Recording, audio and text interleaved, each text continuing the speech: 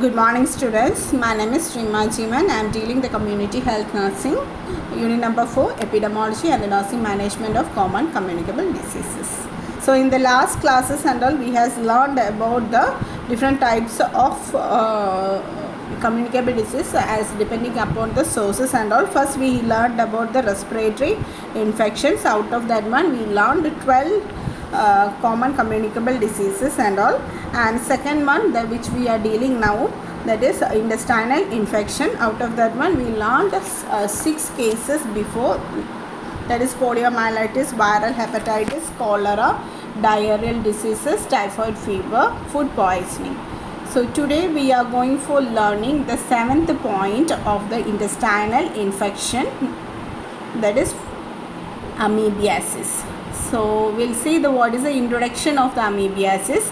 Amoebiasis is a parasitic infection of the intestine which is caused by the protozoa Entamoeba histolytica or E. histolytica.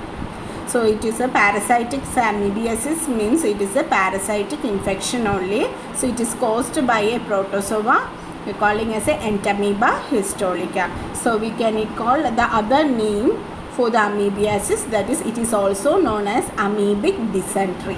Okay, so blood in the stool will be there, so that's why, and which is caused by the Entamoeba histolytica, we can able to call as a amoebic dysentery. Next point is incubation period. The incubation period may be as short as 7 days, and the tissue invasion mostly occurs during the first 4 months of infections.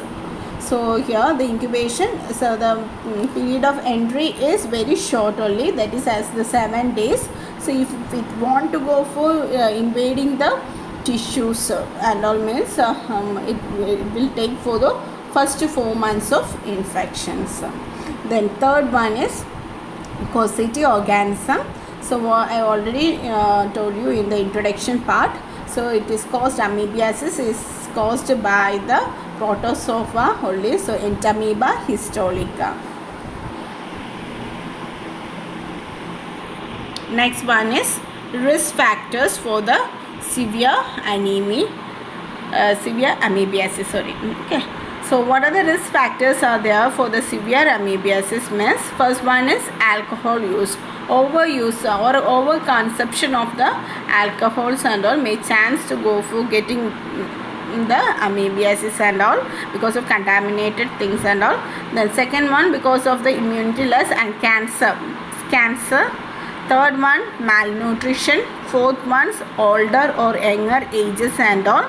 Pregnancy is the most risk factor for the severe amoebic condition. Then those who are recently traveled towards the tropical regions also may be having the high risk for the severe amoebiasis. Then we'll see the mode of transmission. So amoebiasis can be transmitted by certain things. The first one is injection of fecal contaminated food or water contaminated which containing the amoebic cyst. So in because of some of the amoebic cyst which is present in the food item or in water, if we are injecting, if we are taking that amoebic cyst containing food content or water content, that is the main mode of transmission. Second one is indirect. So if hand is contaminated from the contaminated surface which is having the amoebic cyst. So once without hand washing, if you are taking something which consisting of amoebic cyst, so you are now you become the host. Okay. Then next third one is oral anal sexual contact with a chronically ill or asymptomatic carrier. So sometimes it won't be showing any of the symptoms, and some people they are not showing any of the symptoms and all, and for that person, if they are doing for the going for the sexual contact, that is either in the oral or anal sexual contact, is also one of the mode of transmission of amoebiasis. Then fourth one is agents such as several agents will be going for giving the transmission of amoebiasis condition. So we can able to see that one. What are the agents are there is house flies, then cockroach and rats. So these are the mode of transmission for the amoebic dysentery. Then we'll see the pathogenesis. So what are the pathogenesis? We can say first, if the amoebic cyst is present in the contaminated food, what you are going for consuming or what you are going to have. So if maybe either in the water or food product, if the amoebic cyst is there, means you are having that or injecting that cyst. Okay, so what happens is it will be moving into the small intestine. That is the second point. It will move towards the second intestine. So once it is moving towards the intestine, inside the intestine, it will go for the growth. Okay, there will be a production of trophocytes will be there. Okay, then once the formation of trophocytes, so it will go for the multiplication. It is having the good surrounding, good environment for the growth and development of the cyst. So what it will be happening later means it will multiply and forming the colony in large intestine. Okay, so it will form the colony in the large intestine. So after the colony formation in the large intestine, it will go for the hookworm will go for tissue, making the tissue invasion and destruction of the tissues and cells. Okay, so once it is forming the multiplication and with formation of the colony, it will go for damaging the tissues and all. Once you are seeing the damages and all, we can able to see as a flask shaped ulcer formation. So where the colony is formed, there and all we can see means flask shaped ulcers. Where we can see this flask shaped ulcers means in the cecum area of the large intestine, transverse area of the large intestine and the sigmoidal colon.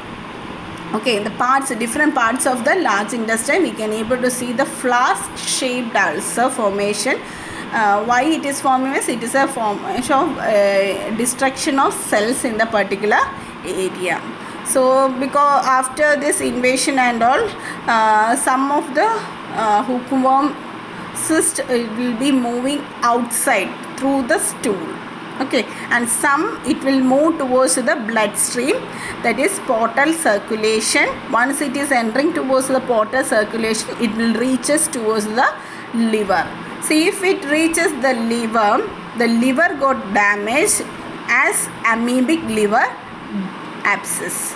The condition becoming as amoebic liver abscess. So it is a severe complicated case in hookworm infestation. It's a very dangerous condition. Then that is the pathogenesis. Okay, so host only, the cyst will be multiply in the host itself, and some will be moving as through the stool, and some it will be moving through the bloodstream. And if it is going for the bloodstream, it becoming towards the portal circulation, entry towards the portal circulation, and it will damage the liver as amoebic liver abscess. And what some percentage it has gone through the stool, and again this contamination will be recycled. Okay, that about the pathogenesis of the hookworm infestation. The next one is the signs and symptoms. In the majority of the peoples with the Entamoeba histolytica in their body show no symptoms of infection. Most of the peoples are asymptomatic only. First one. Then only about 10% of the people infected actually experiencing their symptoms. That is, usually they will be showing 1 to 4 weeks upon being infected. So it will take time for showing the symptoms, and most of the 90% cases they are not showing any of the symptoms. Only 10% they will show the symptoms. And also for showing the symptoms itself, it will take time. That is 1 to 4 weeks it will take time for getting up the infection to express. Okay. Then some people say even ears also will be there to show exhibiting the signs and symptoms. We'll see the mild symptom first. The symptoms is divided into 3 categories. First one is mild symptom, then second one is progressive symptom, and the third one is severe cases.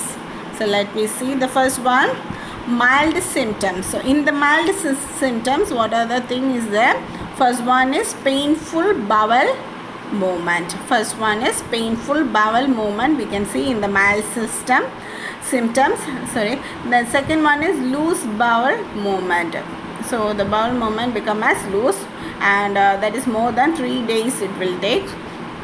Then third one is loss of appetite, then fatigue. So there are 4 symptoms it is exhibiting during the time of mild symptomatic patient.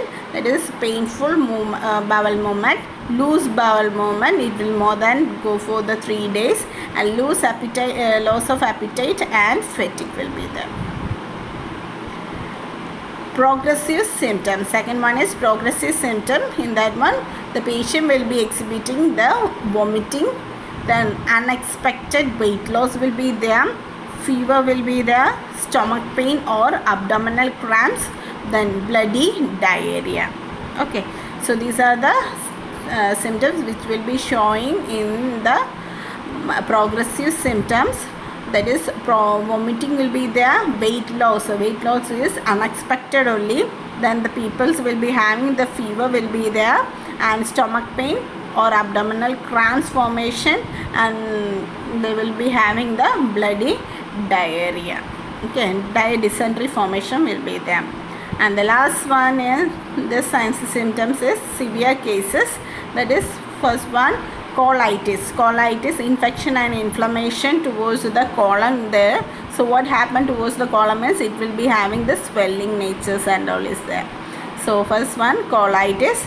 The next one, severe fever and chills formation. I has already told you in the pathogenesis some amount of cyst, that is a hookworm cyst, will be entering towards the bloodstream, that is portal circulation, and it will damages liver and all.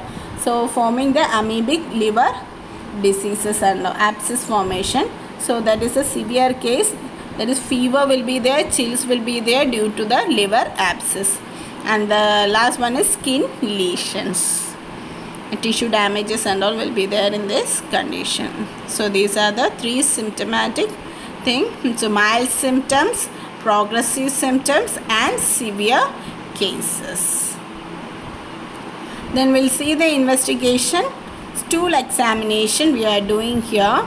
It is the first step in the detecting the presence of Entamoeba histolytica under the microscope. So stool examination is the first step for the detecting the presence of Entamoeba histolytica under the microscope in the lab and all. Then second one is blood test. So in case of blood test, so when we are doing the blood test means if it is a fail in the stool examination, we will do the blood test. So blood test may be required if the doctor suspects amoebiasis despite not find Entamoeba histolytica in stool. So if they are not they are not lab technicians, they are not detected the Entamoeba histolytica in the stool, they will go for the next step, that is the blood test, because I have told you it will go towards the bloodstream, that is especially the portal circulation. So we can able to understand if it is present in the blood, the detection we can able to do in the blood. Then the third one is imaging. Imaging is ultrasonography and CT. So this one especially for the severe symptom, that is to check the liver lesions and all. So these are the 3 investigation for the hookworm infection. So stool examination, blood test, and imaging. Then the treatment. Medical treatment is very effective, is there in the first choice of treatment. So it is a first choice of treatment and all, medical cases and all. So here we are doing the metronidazole or tinidazole are the effective drug which is using for the treatment of hookworm infestation or hookworm infections and all. So if it is a severe condition of condition as like liver abscess is there, means we will go for the surgical treatment. So surgical treatments reserves for the complications such as rupture into the pleural, peritoneal or pericardinal cavities and all.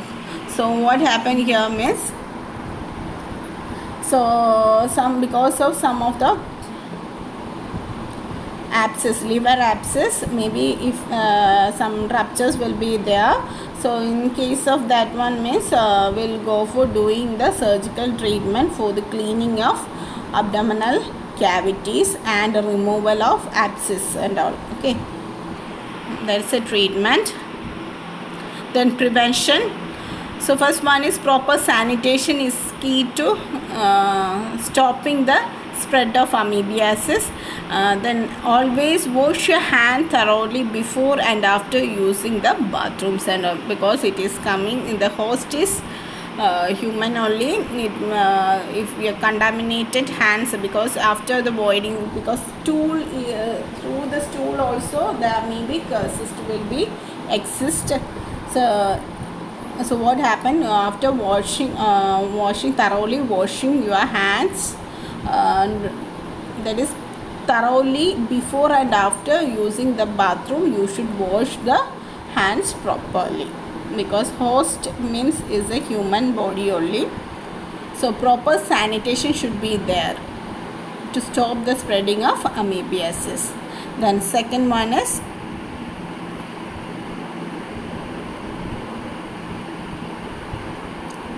do not drink water directly from unfamiliar places. So from the unfamiliar places under, you should not drink water.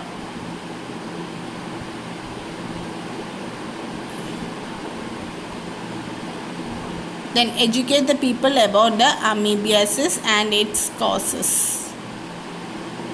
So that's about the prevention, as it is similar. You can able to tell for the hookworms also. You can able to see here. So will prevention, that is proper sanitation, and do not drink water from the unfamiliar places and all. Then when you are going for the unfamiliar places and all, you should prepare the food and use it, and educate the peoples about the amoebiasis and its causes and all. Then we'll see the similar thing, that is hookworm infestation or infection. So what is that one means? Ankylostomiasis. The other name of hookworm diseases is ankylostomiasis or Ancineration. It is a parasitic infestation of humans, dogs or cats caused by blood sucking worms. Okay, then living in the small intestine. So you can able to go for seeing here in this picture, the person, it was infested with the hookworm infections in the leg. It is a protrusion, that is a hookworm infestation only. So what in this case means, we are calling other name is Ankylostomiasis, Ancineration, or it's a parasitic infestation towards the human, dogs, not only towards the human, it can cause towards the dogs and cats. It's a blood sucking worm only, which is living in the small intestines, and sometime it will be going towards the secondary to anemias and all. In these cases and all, they will be exhibiting the symptoms like this. And what about the incubation period? In the cooler and the drier climates, so the transmission may take place in the warmer and wet season. So usually it will be transmitted in the warmer and wet season. So what about the incubation period is pre-patent period of the hookworm infection following the infection, that is pre-patent period of N. americanus in 7 weeks and adurenal unpredictable. So there are two causative organisms are there, Ancylostoma duodenal and Necator americans. So two causative organism is there for the hookworm infection. First one is Ancylostoma and Necator americans. So it is having different incubation period. So first one is Ancylostoma duodenal. You can't able to predict the incubation period because it is ranging from 5 weeks to 9 months also. But in case of the Necator, that is N americanus, it will take the incubation period of 7 weeks. So that's about the hookworm infestation introduction, incubation period and the causative organism. There are two causative organisms, that is Ancylostoma duodenal and Necator americans. So it is having the different incubation period also. N americanus is having 7 weeks and Ancylostoma duodenal is having the unpredictable, that is it will be ranging from maybe as 5 weeks towards the 9 months. Then we'll see the mode of transmission.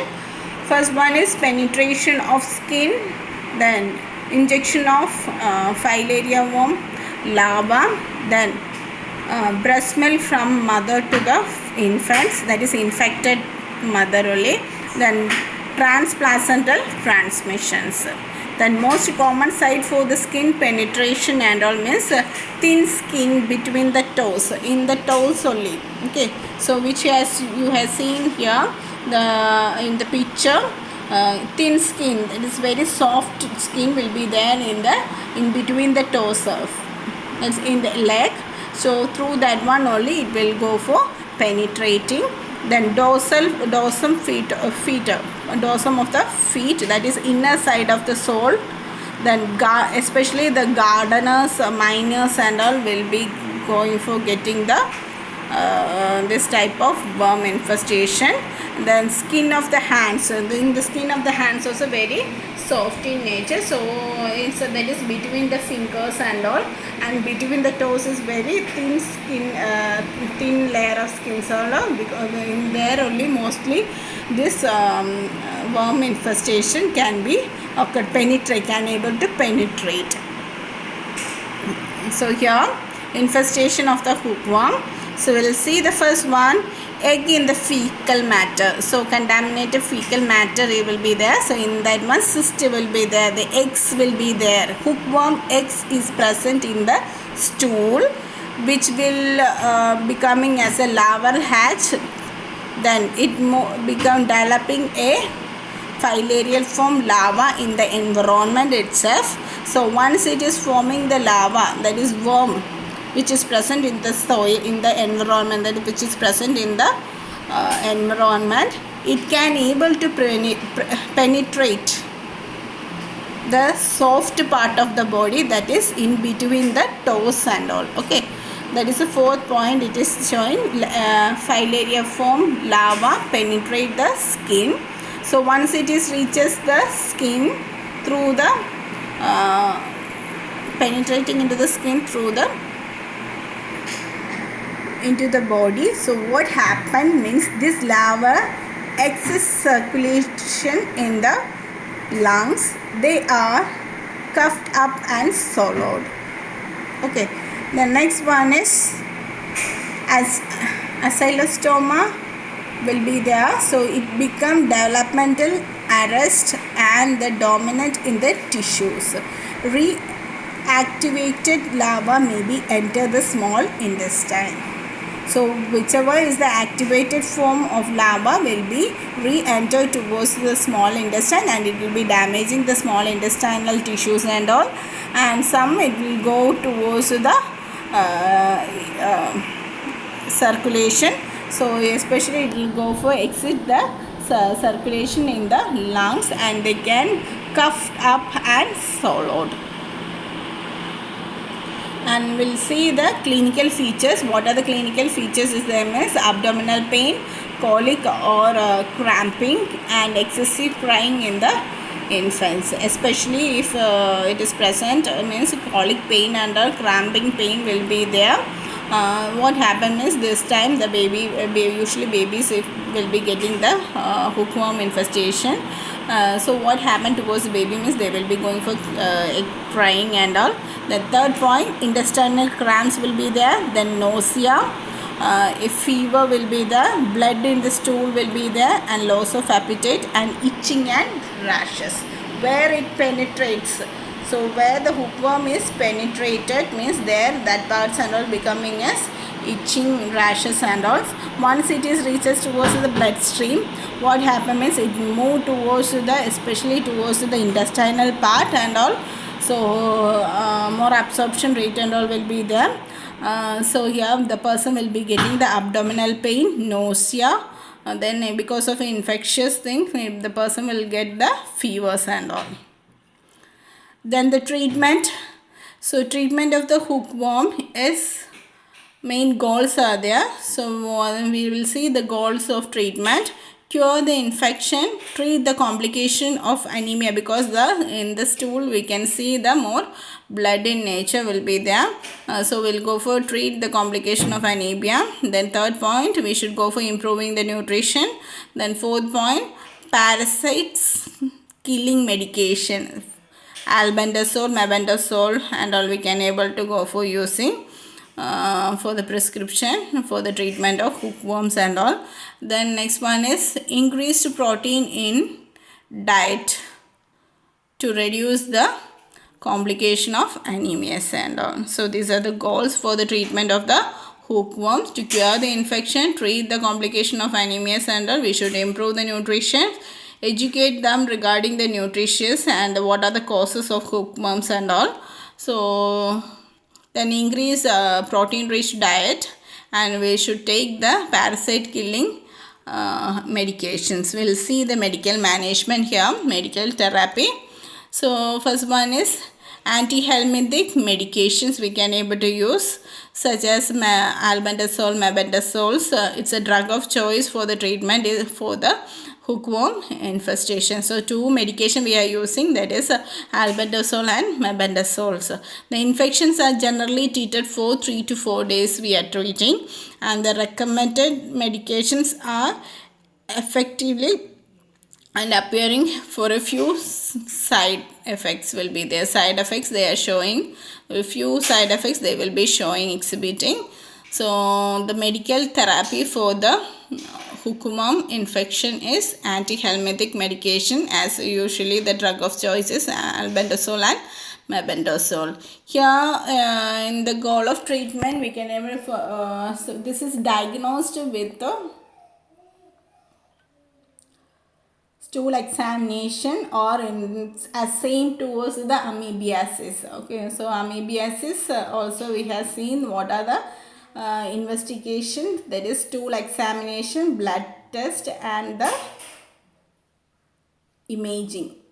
Okay, so is stool examination, in the stool examination if you are not found means you can able to go for seeing in the blood examination and imaging also, because in this case will be causing some severe problems towards the gastrointestinal tract. So we'll see the prevention, hookworm prevention.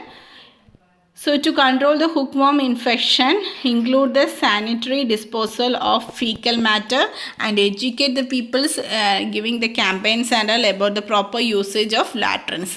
How to go for using the latrines and all, we should go for giving the education, because before the entry of bathroom and after the entry of the bathroom we should wash the hand thoroughly. Before means why? Because we should clean the latrine before using the latrine which was used by another person. Why? Because we are not knowing whether the person is a host. So that's why we are telling us educate the peoples before and after use of bathroom we should wash your hands. Second one is wearing shoes can help to prevent the hookworm larva from penetrating the feet, because one of the mode is it will penetrate into the soft skins, that is especially penetrate in between the toes. So if you are wearing the shoes or chappal sandal, we can able to prevent the hookworm larva from penetrating the feet. The proper disposal of fecus in areas away from the habitation can prevent the occurrence of infective larvae into the environment. So proper disposal of fecal matters should be there. So that one also we should give the educations about the prevention of hookworm. So we has learned today here. So main thing is amoebiasis and hookworm infections. So hope you understood. Thank you.